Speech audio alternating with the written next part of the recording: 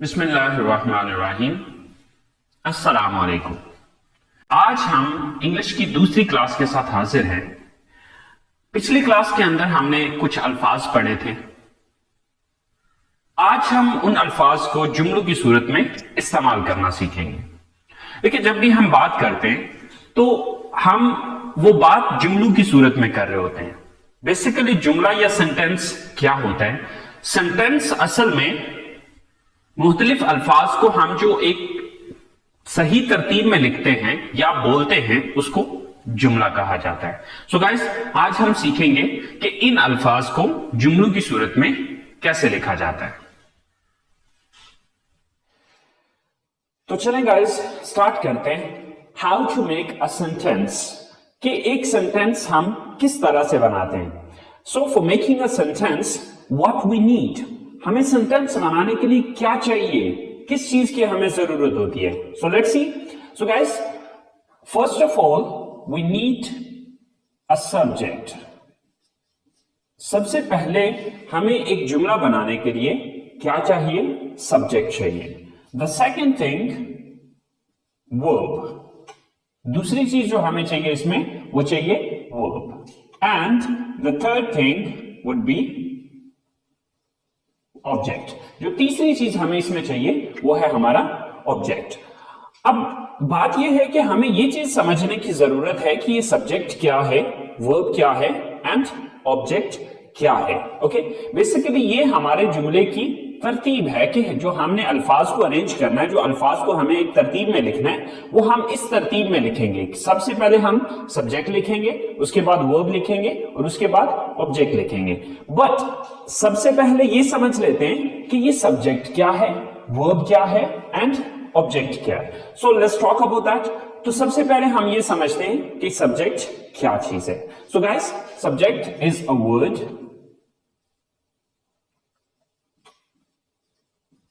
or a phrase which shows who or what does the action in a sentence. A word, एक लफ्ज और a phrase या फिर एक phrase which shows, जो कि जाहिर करता है who, कौन, और what या फिर क्या does the action, काम करता है in a sentence, जुमले में। यानी कि एक ऐसा लफ्ज या फिर एक ऐसा फ्रेज जो कि ये जाहिर करता है कि जुमले में काम कौन कर रहा है या क्या चीज है जो जुमले में काम कर रही है। तो शॉर्टकट में अगर अपने अल्फाज में कहना चाहूं तो मैं ये चीज कहूंगा कि जुमले में सब्जेक्ट कहा जाता है उसको जो काम करने वाला होता है। तो शॉर्टकट ये कि काम करने वाले को सब्जेक्ट कहा जाता है। फॉर एग्जाम्पल, मैं कॉलेज जाता हूं। अब ये एक सेंटेंस है या ये एक जुमला है। अब इस जुमले में मुझे ये देखना है कि ये काम कौन करता है। मैं कॉलेज जाता हूं, तो ये काम कौन करता है? कॉलेज कौन जाता है? मैं जाता हूं। तो मैं यहां पर क्या है? सब्जेक्ट है। सेम लाइक दैट,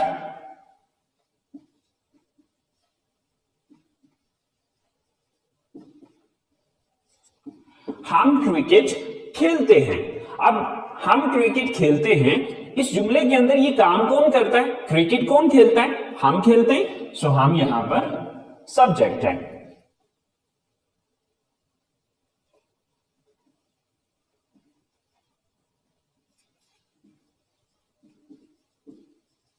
गाय घास खाती है। अब ये काम कौन करता है? यहां पर इस जुमले को अगर हम देखें तो ये काम गाय करती है। घास कौन खाती है? गाय खाती है। सो गाय यहां पर सब्जेक्ट है। तो सिंपल ये कि जुमले के अंदर काम करने वाले को सब्जेक्ट कहा जाता है। सो गाइस, चलें हम चलते हैं अपने सेकंड पॉइंट की तरफ। सो हमारा सेकंड पॉइंट है verb. So what is a verb? Verb होता क्या है? तो चले देखते हैं। A word which shows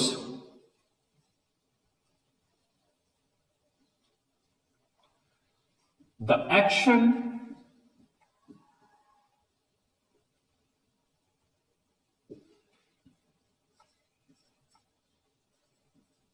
occurrence or a state.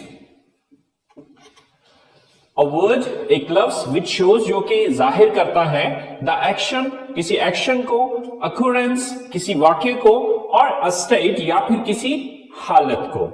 Okay, so for example,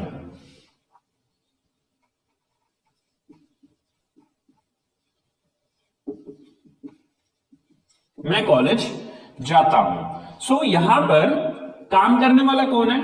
मैं. तो मैं हो गया सब्जेक्ट. लेकिन अब देखना यह है कि मैं करता क्या हूं. सो जाता हूं, ये यहां पर हमारा वर्ब है. सेम लाइक दैट,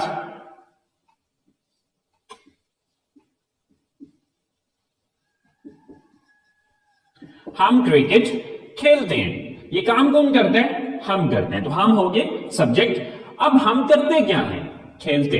सो खेलते यहां पर वर्ब है. Okay,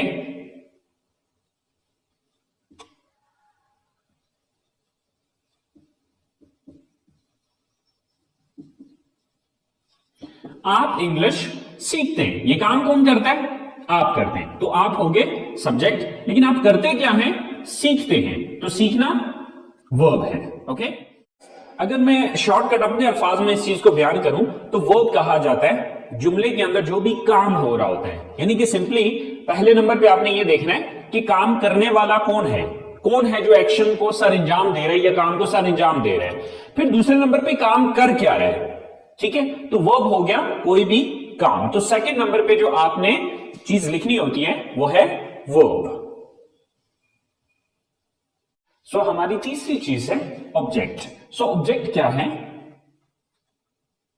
a word or a phrase which is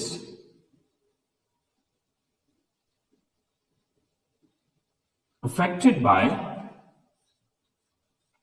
the action of a verb.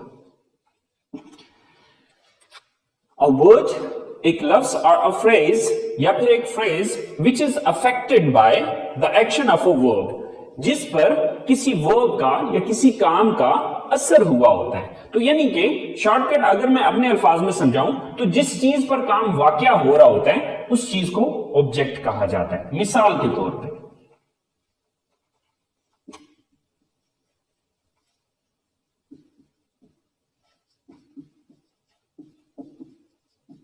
मैं इंग्लिश पढ़ाता हूं.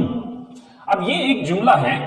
अब मैं यहां पर सब्जेक्ट है क्योंकि मैं ये काम करता हूं. मैं काम क्या करता हूं? पढ़ाता हूं. तो ये काम हो गया. लेकिन पढ़ाता क्या चीज हूं?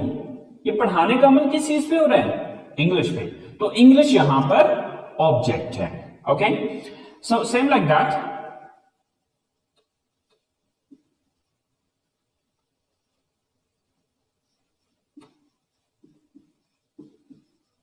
गाय घास खाती है. सो ये काम कौन करता है? गाय करती है. सो गाय सब्जेक्ट है. काम क्या करती है? खाती है. सो ये वर्ब है. लेकिन खाती क्या चीज है? ये खाने का अमल किस चीज पे हो रहा है? घास पे हो रहा है. तो घास जो है ये ऑब्जेक्ट है. ओके, सो आपने ये चीज याद रखनी है कि हमारा जो ऑब्जेक्ट है वो क्या चीज है? जिस चीज पर काम वाकई हो रहा है. ओके, अगर मैं सादा अल्फाज में इस स्ट्रक्चर को समझाना चाहूं तो सिंपल मैं ये कहूंगा कि सब्जेक्ट काम करने वाला, वर्ब काम, एंड ऑब्जेक्ट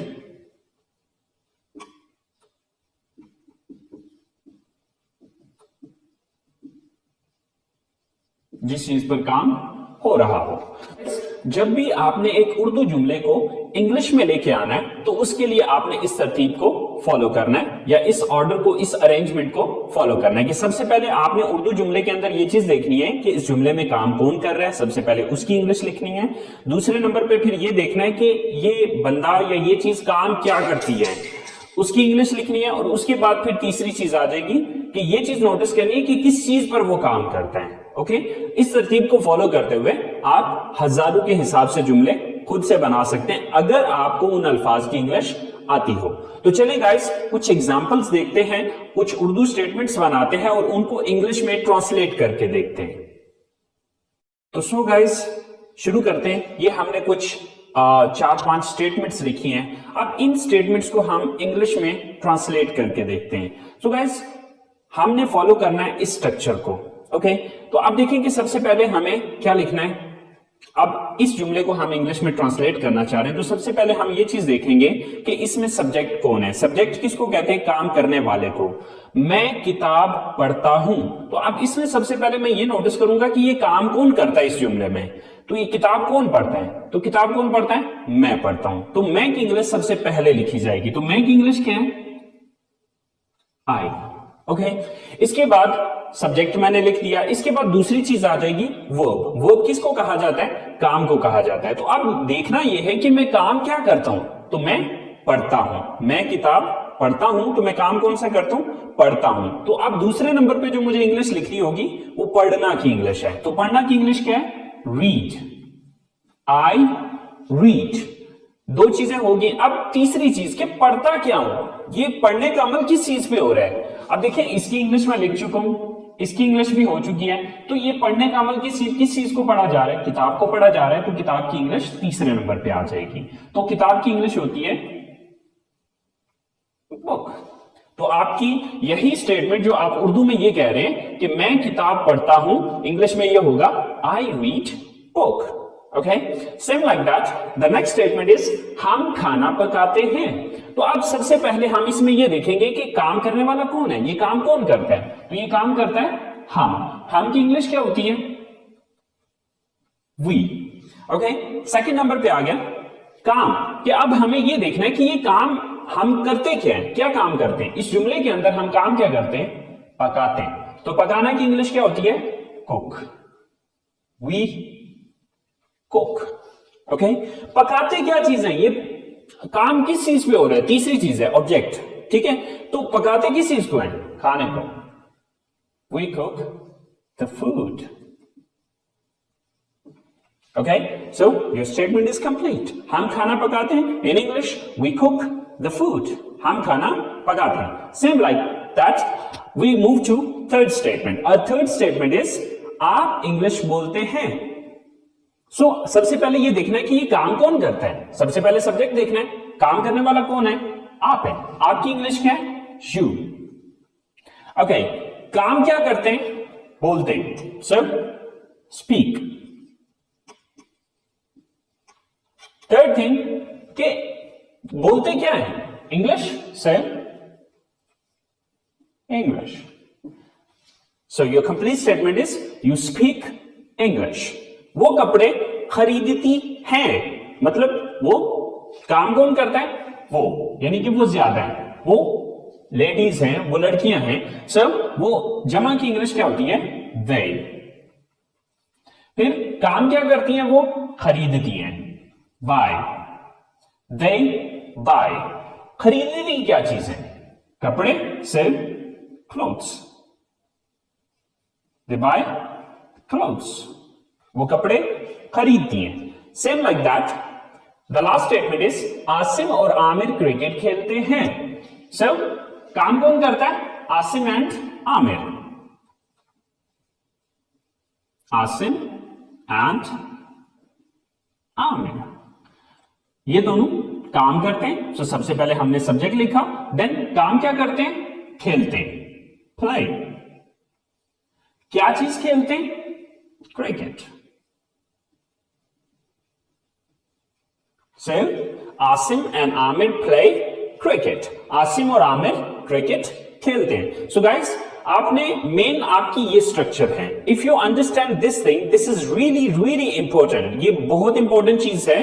अगर आप इस चीज को अंडरस्टैंड कर लेते हैं तो हजारों के हिसाब से जुमले आप खुद से बना सकते हैं। It's not difficult, it's very simple, very easy. Okay, if you understand this thing, this is the main point. ये हमारा मेन पॉइंट है। और अगर आप इस चीज को समझ जाते हैं तो आप आसानी से हजारों के हिसाब से जुमले बना सकते हैं, अगर इन अल्फाज की आपको इंग्लिश आती हो। ओके, सो गाइस, आज हमने सीखा कि एक सिंपल सेंटेंस बनाने के लिए हमें किन चीजों की जरूरत होती है? तो हमने समझा कि हमें 3 चीजों की जरूरत होती है। Number 1 subject, number 2 verb and number 3 object. Subject मैंने बताया कि काम करने वाले को सब्जेक्ट कहा जाता है। ये आपकी सबसे पहली चीज है जो आपने उर्दू से इंग्लिश में ट्रांसलेट करते हुए सबसे पहले नंबर पे रखनी है। दूसरे नंबर पे आ जाएगा वर्ब। वर्ब कहा जाता है किसी भी एक्शन या किसी भी स्टेट को, मतलब किसी भी काम को आप सिंपल अपने अल्फाज में काम कह सकते हैं। कि देखना यह है कि जो काम करने वाला है वो काम क्या कर रहा है, और फिर तीसरे नंबर पे ऑब्जेक्ट, यानी कि ये काम किस चीज पर हो रहा है। बस ये तरतीब आप अपने जहन में रखें और इस तरतीब को मद्देनजर रखते हुए आप हजारों स्टेटमेंट्स आसानी से खुद से बना सकते हैं। सो गाइस, ये आप लोगों का होमवर्क है। 10 स्टेटमेंट्स हैं जो कि एज अ होमवर्क मैं आप लोगों को दे रहा हूं। ओके, सबसे पहली स्टेटमेंट है हम किताबें खरीदते हैं। नंबर 2 वो म्यूजिक सुनते हैं। नंबर 3 आप फिल्में देखते हैं। नंबर 4 मैं बर्गर पसंद करता हूं। नंबर 5 हम चाय पीते हैं। नंबर 6 आप कंप्यूटर इस्तेमाल करते हैं। नंबर 7 मैं फुटबॉल खेलता हूं। नंबर 8 आप उर्दू बोलते हैं। नंबर 9 अली और साकिब कॉलेज जाते हैं। और नंबर 10 हम जूस पीते हैं। सो गाइस, ये 10 स्टेटमेंट्स आपने अपने तौर पे कोशिश करनी है, खुद से आपने इन स्टेटमेंट्स को बनाना है और बना के इनको बोलने की कोशिश करनी है। बिकॉज स्टेटमेंट्स लिखना अलग चीज होती है, इनको बोलना एक अलग चीज है।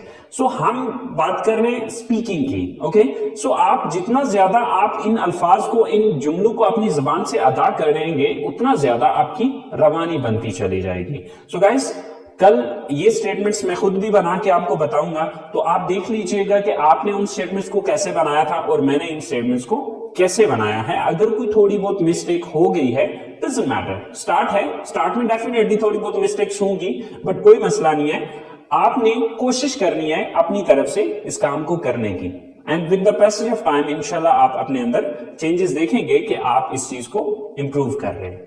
सो गाइस, उम्मीद करता हूं आपके आज के लेसन को आप लोगों ने एंजॉय किया होगा, एंड इंशाल्लाह जिंदगी रही तो मुलाकात होगी आपसे अगले लेसन के साथ। Wish you all the best. So Allah Hafiz.